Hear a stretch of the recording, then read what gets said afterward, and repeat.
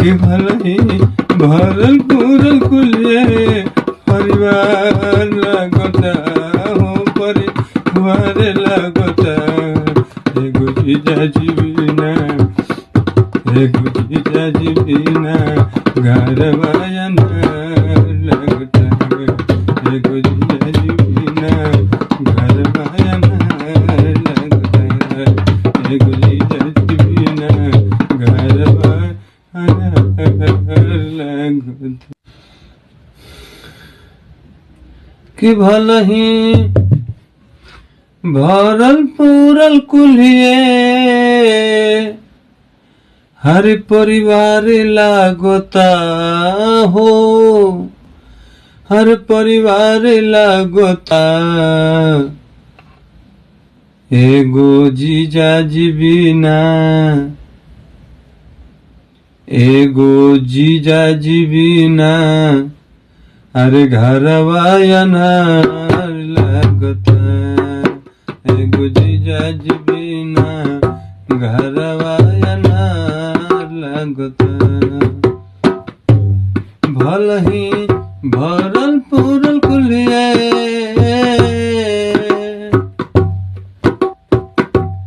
भले ही भरल पूरल कुलिए परिवार लगता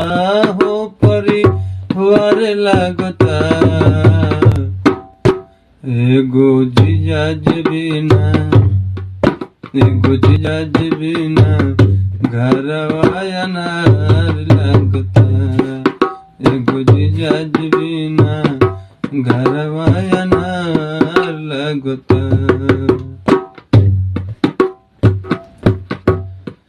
सीधा साधा संत स्वभाव रहे सबका से लगा सीधा साधा संत स्वभाव रहे सबका से लगा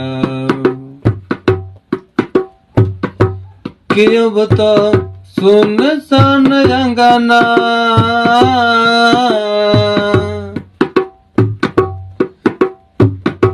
कि अब तो सुन सन अंगना दो हुआर लगता हो दो हुआर लगता एगो जीजा जी बिना एगो जीजा जी बिना घरवा अनार लगता एगो जीजा जी बिना घरवा अनार लगता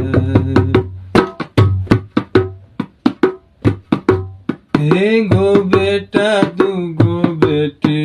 जीजा चल गई नी कहाँ छोड़ी एगो बेटा दूगो बेटी जीजा चल गई नी कहाँ छोड़ी कि अब तो तोहरा बिना दुनिया कि अब तो तोहरा बिना दुनिया नार लगता होया नार लगता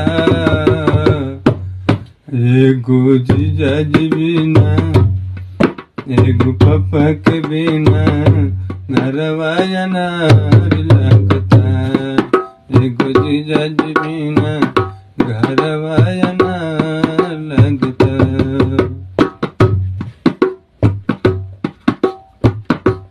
बाबू माई पीटे छाती कैसे जोर दिया बिन बाती बाबू माई पीटे छाती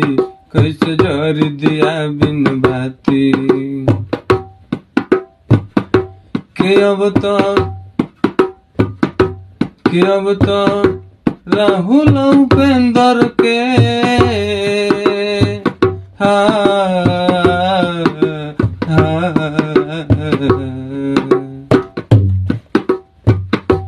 कि अब तो अंकुल राहुल उपेंद्र के रो वाइया बता हो रो वाइया बता एगो जीजा जी बिना एगो जीजा जी बिना घरवा ना लगता, एगो जीजा जी बिना घरवा ना लगता। कि भलही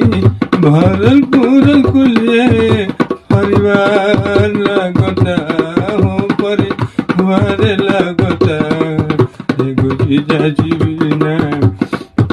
एगो जीजा जी बिना घरवा ना लगता, एगो जीजा जी बिना घरवा ना लगता, एगो